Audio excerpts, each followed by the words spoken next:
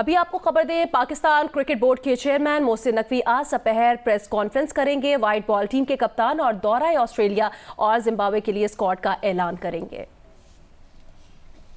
Chairman Pakistan cricket board Mohsin Naqvi की ज़ेर सदारत सिलेक्शन कमेटी और मैनेजमेंट का अहम इजलास हुआ, जिसमें सेंट्रल कॉन्ट्रैक्ट, दौरा ऑस्ट्रेलिया और जिम्बाब्वे के लिए खिलाड़ियों के इंतखाब पर तफसीली मुशावरत की गई। इसके अलावा नए कप्तान के नाम पर भी तबादला ख्याल किया गया। सिलेक्शन कमेटी ने टीम और कप्तान के हवाले से तजावीज़ दी। आज मजीद मुशावरत की जाएगी, जिसके बाद पाकिस्तान क्रिकेट बोर्ड के chairman Mohsin Naqvi press conference में अहम फैसलों का ऐलान करेंगे। सेलेक्टर आकिब जावेद भी इस मौके पर मौजूद होंगे। हफ्ते को होने वाले इजलास में सिलेक्शन कमेटी के अरकान आकिब जावेद, असद शफीक, अलीम डार, अजहर अली, हसन चीमा, एडवाइज़र बिलाल अफजल के अलावा मोहम्मद रिजवान, सलमान अली आगा और असिस्टेंट कोच अजहर महमूद भी मौजूद थे। पाकिस्तान ने इंग्लैंड को पिंडी टेस्ट में 9 विकेट से शिकस्त देकर 3 मैचेस की सीरीज 2-1 से अपने नाम कर ली। इंग्लैंड की दूसरी इनिंग्स में नुमान अली ने 6 और साजिद खान ने 4 विकेटें हासिल की। 134 रन की इनिंग्स खेलने वाले Saud Shakeel player of the match करार पाए। सीरीज के तमाम मैचेस जियो सुपर से बराह रास्त नशर किए गए। टेस्ट के तीसरे दिन इंग्लैंड ने दूसरी इनिंग्स 3 विकेट 24 रन से आगे बढ़ाई, मगर इंग्लिश बैटर्स पाकिस्तानी स्पिनर्स के सामने बेबस नजर आए और एक के बाद एक खिलाड़ी पवेलियन लौटता चला गया। 8 विकेटें 97 के स्कोर पर गिर गईं। जो रूट और हैरी ब्रुक ने कुछ मज़ाहमत दिखाई। जो रूट 33 और हैरी ब्रुक ने 26 रन बनाकर टीम को सहारा दिया। इंग्लैंड की टीम 112 रन बनाकर आउट हुई और पाकिस्तान को जीत के लिए 36 रन का हदफ मिला। पाकिस्तानी स्पिनर नुमान अली ने 6 और साजिद खान ने 4 विकेटें हासिल की। हदफ के ताकुब में पाकिस्तान की पहली विकेट 14 रन पर गिरी, जब साइम अयूब 8 रन बनाकर आउट हुए, लेकिन उसके बाद अब्दुल्ला शफीक और कप्तान शान मसूद ने हदफ बासानी हासिल कर लिया। कौमी टेस्ट टीम के कप्तान शान मसूद ने इंग्लैंड के खिलाफ सीरीज में फतह को जारहाना फैसलों का नतीजा करार दे दिया। प्रोग्राम नया पाकिस्तान में उनका कहना था, बाबर, शाहीन और नसीम को ड्रॉप करना आसान नहीं था, मगर कभी कभार रिस्क लेना पड़ता है। हमने ऑन द स्पॉट इंस्टेंटली कुछ ऐसे डिसीजंस लिए जो रिस्की भी कंसिडर किए जा सकते थे, बट उसने पाकिस्तान क्रिकेट की हेल्प की। काफ़ी टर्म सुने, कहीं शान बॉल सुना है, कहीं आकिब बॉल सुना है, कहीं बैस बॉल सुना है। स्किल देखें, स्किल आई थिंक इस लेवल पे 19-20 होती है। एक टीम को एक अच्छी टीम बनना दुनिया में आपको कैरेक्टर्स चाहिए, और आई थिंक साजिद में वो चीज़ नज़र आई कि भाई कहीं भी, चाहे फील्डिंग हो, चाहे बैटिंग हो, चाहे बॉलिंग हो, आप आई थिंक ब्लाइंडली उसे ट्रस्ट कर सकते हैं कि भाई ये बंदा 100 से ज़्यादा फीसद अपनी एफर्ट देगा पाकिस्तान के लिए। जैसे लास्ट ईयर तक मैं तीनों फॉर्मेट्स खेल रहा था, कोशिश यही है कि पाकिस्तान को तीनों फॉर्मेट्स में रिप्रेजेंट करें। पेशावर इंडस्ट्रियल एस्टेट हयाताबाद कारखाना में लगी आग पर काबू पाने के लिए ऑपरेशन ताहाल जारी है। गुज़िश्ता रोज लगने वाली आग पर 70% तक काबू पा लिया गया है। तफसील जानेंगे जियो न्यूज के नुमाइंदे अबू बकर सिद्दीक से। अबू बकर, बताएगा आग पर अब तक क्यों काबू नहीं पाया जा सका और मजीद क्या डिटेल्स हैं?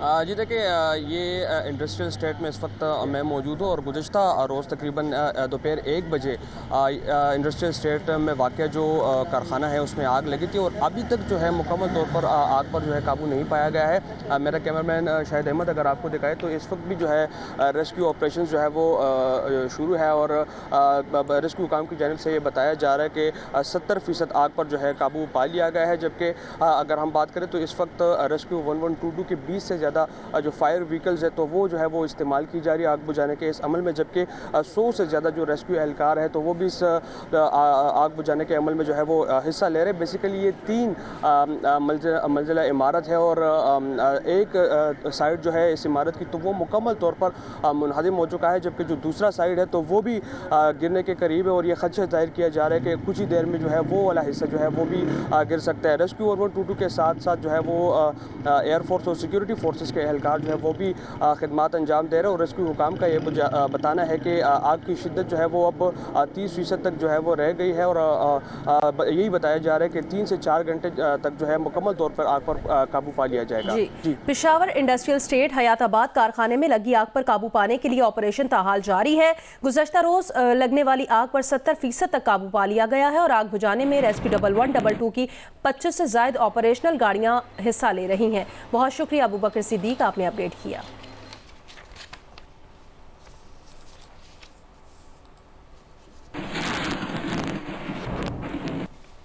और कराची में राशिद मिन्हास रोड पर फेडरल बी एरिया ब्लॉक 16 में एलपीजी गैस सिलेंडरों में एलपीजी गैस भरने की दुकान में आग लग गई। गैस सिलेंडर से गैस लीकेज के बायस आग लगी। आग की शिद्दत बहुत ज्यादा थी, जिसकी वजह से दुकान में मौजूद मालिक समेत 2 अफराद झुलसकर और दम घुटने से जाँ बहक हो गए। गवर्नर सिंध ने कमिश्नर कराची से वाकये की रिपोर्ट तलब कर ली है। फायर ब्रिगेड के मुताबिक राशिद मिन्हास रोड पर फेडरल बी एरिया ब्लॉक 16 में एलपीजी गैस सिलेंडर की दुकान में आग लग गई।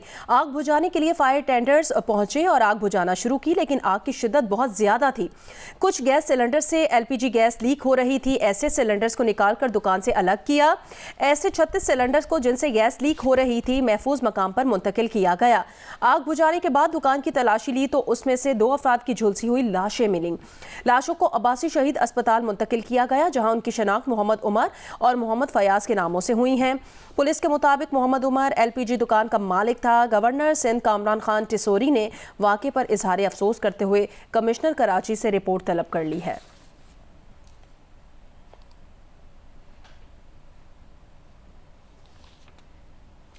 अभी आगे बढ़े, आपको खबर दें, विफाकी वजीर खजाना मोहम्मद औरंगजेब का कहना है टैक्स के लिए किसी को हिरासा नहीं किया जाएगा। नॉन फाइलर्स गाड़ियां और जायदादें नहीं खरीद सकेगा। उन्होंने कहा कि नॉन फाइलर से मुतालिक हमें कानूनी कवर की जरूरत है। वजीर खजाना मोहम्मद औरंगजेब ने वाशिंगटन में प्रेस कॉन्फ्रेंस करते हुए कहा, वर्ल्ड बैंक पाकिस्तान को कर्ज नहीं ग्रांट देगा। बात करते हैं वो है इन्फोर्समेंट एंड कंप्लायंस, लेकिन इन्फोर्समेंट एंड कंप्लायंस नॉट तो किसी को जाके हैरास करना है, आपने डेटा एनालिटिक्स को यूज करना है।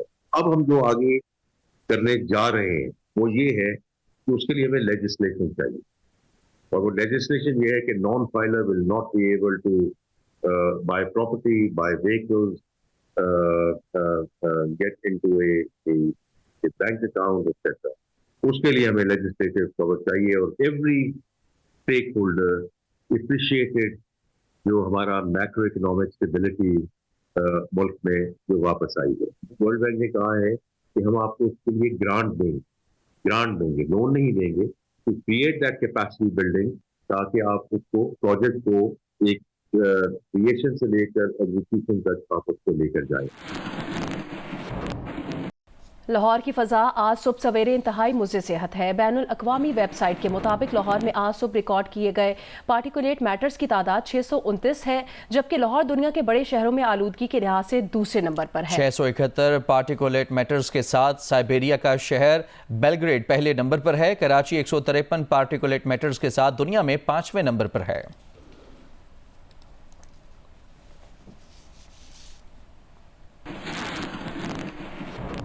मुल्तान में बढ़ती हुई स्मॉग को कंट्रोल करने के लिए जिला इंतजामिया की जानिब से भट्टों के खिलाफ ऑपरेशन जारी है, जबकि स्मॉग का मौजब बनने वाले दीगर अनासिर जिनमें इंडस्ट्री की धुआं छोड़ती चिमनीज शामिल हैं, पर कोई कार्रवाई नहीं की जा सकी। तफसील बताएंगे जौदत नदीम। जी, मुल्तान में दिन ब दिन स्मॉग की सूरत हाल जो है वो ख़राब होती जा रही है। मुल्तान में अगर आज बात करते चलें तो एयर क्वालिटी इंडेक्स जो है 179 रिकॉर्ड किया जा रहा है। EPA पंजाब के मुताबिक जो नॉर्मल इंडेक्स है वो तकरीबन 100 के करीब होता है, लेकिन मुल्तान में उससे तकरीबन बहुत ज़्यादा जो है वो ये रिकॉर्ड किया जा रहा है। इसी तरह से अगर बाकी जगहों पर देखते चलें तो मुल्तान में भट्टा जात के ख़िलाफ़ जो है वो कार्रवाई जारी है। मुख्तलिफ़ जगहों के ऊपर भट्टा जात को मुस्मार भी किया गया है और इस हवाले से कार्रवाइयाँ तेज़ कर दी गई, जबकि फसलों की बाकियात जलाने के हवाले से इस वक्त तक फसलों में जो है बाकियात नहीं जलाई गई हैं, लेकिन ये एक्सपेक्ट किया जा रहा है कि आने वाले चंद रोज़ और चंद हफ्तों के अंदर जो है इस हवाले से कार्रवाइयाँ जो है मज़ीद तेज़ कर दी जाएंगी। इसके बाद अगर इंडस्ट्रीज़ की बात करते चलें तो इंडस्ट्रीज़ के हवाले से इस वक्त तक कोई ख़ास इकदाम नहीं किए गए हैं। इंडस्ट्रीज़ की जो एमिशंस हैं उनकी तरफ से जो माहौल का ख़राब करने वाला जो धुआँ बन रहा है उसके हवाले से भी अभी तक कोई जो ख़ास कार्रवाई नहीं नज़र में आई है। इसी तरह से अगर बात करते चलें तो मुल्तान में जो एनवायरमेंटल प्रोटेक्शन एजेंसी है उसके पास अपने मॉनिटरिंग यूनिट्स जो हैं वो नहीं है, जो कि बहुत बड़ा अलमिया है, और यहाँ पे लोगों के पास जो मुख्तलिफ जगहों के ऊपर मौजूद हैं, जिसमें चंद एक जगह है जहाँ पे वो रिपोर्टिंग हो पाती है। जबकि अगर पब्लिक तौर पे या गवर्नमेंट सरकारी तौर पे अगर बात करते चलें तो लोगों को मॉनिटरिंग जो है वो यहाँ पे स्मॉग की नज़र नहीं आ रही है। शहरियों ने यही मुतालबा किया है कि स्मॉग की मॉनिटरिंग के लिए ज़रूरी है कि मुल्तान में एटलीस्ट जो मॉनिटरिंग स्टेशंस हैं वो मौजूद हों। जी, आगे बढ़ते हैं। जस्टिस याहिया अफरीदी ने चीफ जस्टिस ऑफ पाकिस्तान के ओहदे का हल्फ उठा लिया। सदर मुमलिकत आसिफ अली जरदारी ने जस्टिस याहिया अफरीदी से बतौर चीफ जस्टिस ऑफ पाकिस्तान के ओहदे का हल्फ लिया। ऐवान सदर में नए chief justice justice Yahya Afridi की बतौर चीफ जस्टिस ऑफ पाकिस्तान तकरीब हल्फ बर्दारी मुनाकिद हुई। वज़ीर आज़म शहबाज शरीफ, वज़ीर आला पंजाब मरीम नवाज, वज़ीर आला खैबर पख्तूनख्वा, वज़ीर आला बलोचिस्तान सरफराज बुगटी शरीक हुए। गवर्नर खैबर पख्तूनख्वा फैसल करीम कुंडी, गवर्नर पंजाब सरदार सलीम हैदर तकरीब में शरीक हुए। Army chief general Asim Munir भी शरीक थे। तकरीब हल्फ बर्दारी में आला अदलिया के सीनियर जजेस, पार्लियामेंटेरियंस और सरकारी हुकाम शरीक हुए। तकरीब में जस्टिस अतर मिनल्ला, आयशा मालिक, जस्टिस मुनीब अख्तर, साबिक चीफ जस्टिस इफ्तिखार चौधरी भी शरीक हुए। वफाकी वज़रा अता तारड़, आज़म नज़ीर तारड़ और मुसद्दिक मलिक भी शरीक थे।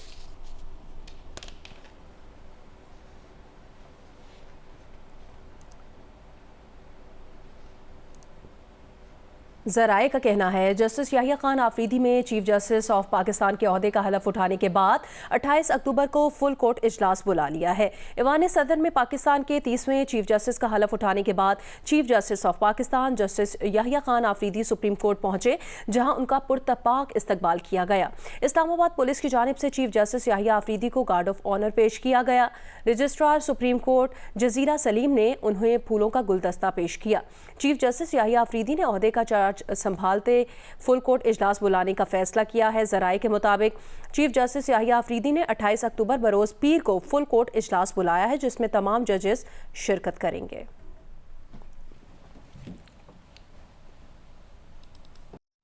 पाकिस्तान क्रिकेट टीम के कप्तान शान मसूद कहते हैं कि वो जीत का क्रेडिट पाकिस्तानियों को देना चाहते हैं। दोनों टेस्ट में फतह का सहरा नई सिलेक्शन कमेटी को भी जाता है। 20 विकेटें लेने का मंसूबा बनाना चाह रहे थे, जो कामयाब रहा। इंग्लिश कप्तान बैन स्टोक्स से कहना था कि मैच के नतीजे से मायूसी हुई। साजिद और नुमान अली ने शानदार सलाहियतों का मुजाहिरा किया। शान भाई, शानदार कामयाबी की बहुत बहुत मुबारक आपको भी। इसका क्रेडिट किसको देंगे? विकेट को देंगे, मैनेजमेंट को देंगे, किसको देंगे? सर पाकिस्तान को देंगे। ऑब्वियसली उसमें बहुत ज़्यादा क्रेडिट नई सिलेक्शन कमेटी को जाएगा। हम सब साथ बैठे, चाहे वो कोचिंग स्टाफ था और सिलेक्शन कमेटी थी, और हमने एक चीज़ पे हमने कहा कि भाई हमने 20 आउट कैसे करने हैं। जब हमने उस पर डिसाइड किया कि पिच इस तरीके का बन सकता है, मुल्तान में हम यूज़ विकेट पे खेल सकते हैं, तो अब हमारे नेक्स्ट बेस्ट स्पिनर्स कौन है? तो हमने कोशिश की कि हम दो जो हमारे एक्सपीरियंस प्लेयर्स थे, साजिद और नुमान स्क्वाड का हिस्सा थे। बांग्लादेश से वो इसलिए नहीं थे क्योंकि हम थोड़ा सीम फ्रेंडली कंडीशंस में गए थे, तो किसी को रखना और ना खिलाना आई डोंट थिंक वो कोई प्रोडक्टिव चीज़ होती है। तो वो हमारी स्क्वाड का हिस्सा थे, इसलिए वो वापस आए। फिर हमने साथ में कोशिश की कि हम जाहिद को वापस लाए। इंग्लैंड छोटी टीम तो नहीं है ना, आई थिंक थोड़ा सा ये ऑपोजिशन की तरफ डिसरिस्पेक्टफुल है। बात यह है कि आप जिधर खेलना है आपने उस कंडीशंस के हिसाब से एडजस्ट करना है। तो हमें इस बात की दाद देनी चाहिए अपनी टीम को कि हमारे लिए ये नई चीज़ थी और हमने दूसरी टीम से बेहतर रिस्पांस दिया। इंग्लैंड क्रिकेट टीम के कप्तान बेन स्टोक्स का कहना था कि रावलपिंडी टेस्ट के नतीजे से मायूसी हुई। इस टेस्ट में चैलेंजेस का सामना करना पड़ा। 2 टेस्ट हार गए, लेकिन मुस्तकबिल में बेहतर खेलने की तरफ तवज्जो देंगे। उनका कहना था कि पिच पर गेंद स्पिन हो रही थी, इसलिए उन्होंने बॉलिंग नहीं कराई। बेन स्टोक्स का कहना था कि जहनी तौर पर स्पिन पिच के लिए तैयार थे। नुमान अली और साजिद खान ने शानदार सलाहियतों का मुजाहिरा किया। पाकिस्तान के दौरे पर मौजूद मजहबी स्कॉलर डॉक्टर जाकिर नाइक का फैसलाबाद में इज्तिमा से खिताब। कहा, अल्लाह ताला फ़िरका बंदी से मना करता है। उनका मकसद लोगों को मिलाना और अल्लाह की तरफ बुलाना है। जो लोग उनसे इख्तलाफ रखते हैं वो उन्हें कोई मसला नहीं है। उन्होंने कहा कि हमारे दरमियान जो बातें यकसां हैं उस पर अमल दरामद करना चाहिए। आप मजहब के मानने वालों को मत देखिए। सबसे सही तरीका मजहब को जानने के लिए है उस मजहब के सबसे ऑथेंटिक किताबों की तहकीक कीजिए। अल्लाह ये कहते, आओ हम उस बात की तरफ जो आप और अब में यकसा है। जो मुझसे इख्तिलाफ रखते कोई प्रॉब्लम नहीं, मेरा मकसद है कि लोगों को मिलाना। लाहौर में United Nations Asia Pacific earthquake response exercise के चौथे और आखिरी रोज 23 मुल्कों से आए 30 से ज्यादा रेस्क्यू टीमों ने शिरकत की। इरम आवान की रिपोर्ट देखिए। अक़वाम मुत्तहिदा इंसराग एशिया पैसिफिक ज़ल्ज़ला रिस्पॉन्स एक्सरसाइज कामयाबी के साथ लाहौर में इख्तिताम पजीर हो गई। एक्सरसाइज का मकसद एमरजेंसी सर्विसेज बैनुल अक़वामी एजेंसीज की सलाहियतों की बेहतरी, तरबियत के जरिए इलाकाई सतह पर तैयारी और कोऑर्डिनेशन को मजीद बेहतर करना था। इस मौका पर ख्वाजा सलमान रफीक का कहना था कि माजी में आने वाले हादसात में रेस्क्यू का किरदार इंतहाई अहम रहा और आइंदा भी रहेगा। तमाम ममालिक की रेस्क्यू टीमों की शिरकत के बाइस एक दूसरे की सलाहियतों से सीखने का मौका मिलता है। Pakistan Rescue Team, our pride for making the international rescue challenges and Asia Pacific earthquake response exercise successful. I believe our participants have enjoyed warm hospitality of heart of Pakistan Lahore. DG rescue doctor Rizwan का कहना है कि हमारे लिए एजाज की बात है कि पाकिस्तान ने इंटरनेशनल चैलेंज होल्ड किया, जिसके बाद हम आज मुल्क भर में अपनी खिदमात पेश कर रहे हैं। ये इदारा हमारा फख्र है। The hard work that obviously our colleagues and the rescue people who put in during these 20 years, if they can all stand up, I think we just like to clap for them, all the team. You know, it was a journey where we start alone, but then the team built up. So I'd just like to clap for all the team which has been working hard. Exercise में 23 मुल्कों के 274 मंदूबीन शरीक हुए, जिसमें बरतानिया, Japan और Germany के मंदूबीन भी शामिल थे। एक्सरसाइज का मकसद कुदरती आफात में लोगों की जानों को बचाने की तरबियत देना है। Asia Pacific earthquake response exercise की फातिहा टीम का एजाज पाकिस्तान के नाम रहा, जबकि मुख्तलिफ ममालिक से आई टीमों को भी एजाजी शील्ड से नवाजा गया। कैमरामैन बदर मुनीर के साथ इरम अवान, जियो न्यूज़, लाहौर। ईरान ने इसराइल की जानिब से फ़ज़ाई हमले में 4 फौजी शहीद होने की तस्दीक कर दी है। इससे पहले 2 एहलकार जाँ बहक होने का बताया गया था। वाज़ेह किया गया कि इसराइली हमले पर पासदारान इनकलाब को कोई दफ्तर निशाना नहीं बना। ताहम तस्दीक की गई कि तेहरान, खुज़िस्तान और इलाम शहरों में कई फौजी अहदाफ इसराइल ने निशाना बनाए हैं। ताहम वाज़ेह किया गया है कि ये तादाद 20 नहीं और ये इतलात भी बेबुनियाद हैं कि हमले में इसराइल के 100 जंगी तैयारों ने हिस्सा लिया। इसराइल की जानिब से किए गए कई हमले फ़िज़ाई दिफाई निज़ाम के जरिए नकारा बनाने की वीडियो भी जारी कर दी गई।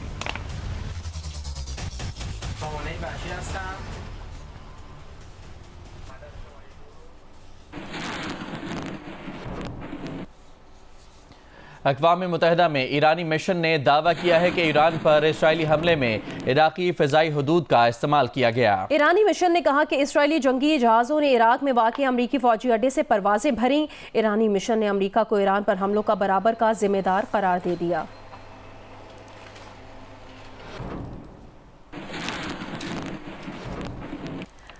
अमरीका की रियासत मिशिगन में मुख्तलिफ मसालिक के कई उलमा और पेश इमामों ने डोनाल्ड ट्रंप की तौसीक कर दी है। बिलाल अल ज़हीरी समेत मुख्तलिफ पेश इमामों ने डोनाल्ड ट्रंप की जानिब से जंगें ख़त्म करने और आलमी सतह पर अमन कायम करने के ऐलान को अपनी जानिब से तौसीक का सबब करार दिया, जिस पर डोनाल्ड ट्रंप ने उनसे इजहार तशक्कुर किया।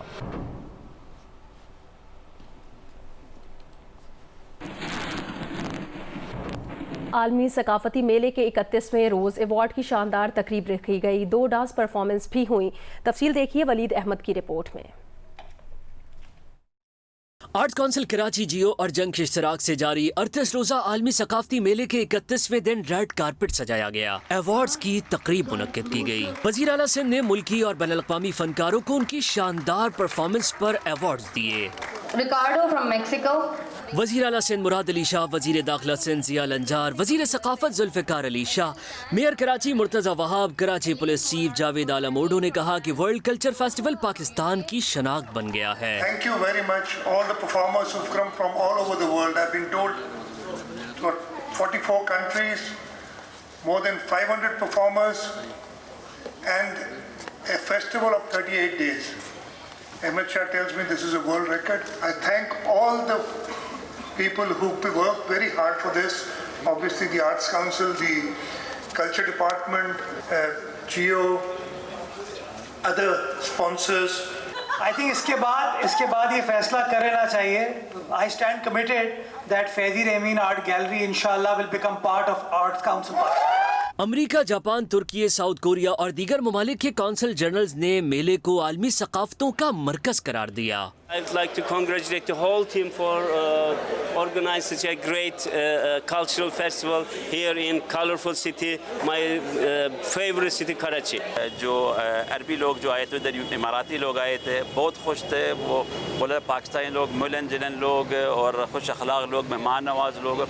ये चीज़ जो दो मुल्कों का दूसरा मुल्कों का एक ब्रिज जैसा है। मिर्जा निगार अनवर मकसूद को लाइफ टाइम अचीवमेंट अवार्ड दिया गया। मुख्तलिफ ममालिक के कौंसल जनरल्स और आलमी सकाफती मेले के मीडिया पार्टनर जियो न्यूज़ को भी अवार्ड दिया गया। ये एक खतरा है उम्मीद का हमारे लिए कि यहाँ अगर चाहे तो सब कुछ हो सकता है। ये मेला आसमान पे चला गया, वेस्ट एंड पे डिस्कस हो रहा है, ब्रॉडवे पे डिस्कस हो रहा है, सारी दुनिया के आर्टिस्ट आए हुए हैं, वो शेयर कर रहे हैं। जियो के जरिए 145 मुल्कों में जा रहा है। अवार्ड तकसीम करने की तकरीब के बाद जर्मन फनकारों के कोकोन डांस ने हाज़रीन को हैरान कर दिया। वर्ल्ड कल्चर फेस्टिवल के 31वें रोज का इख्तिताम स्पेनिश डांसर्स के रोमानवी रक्स पर हुआ। कैमरामैन जुबैरुद्दीन के साथ वलीद अहमद, जियो न्यूज़, कराची।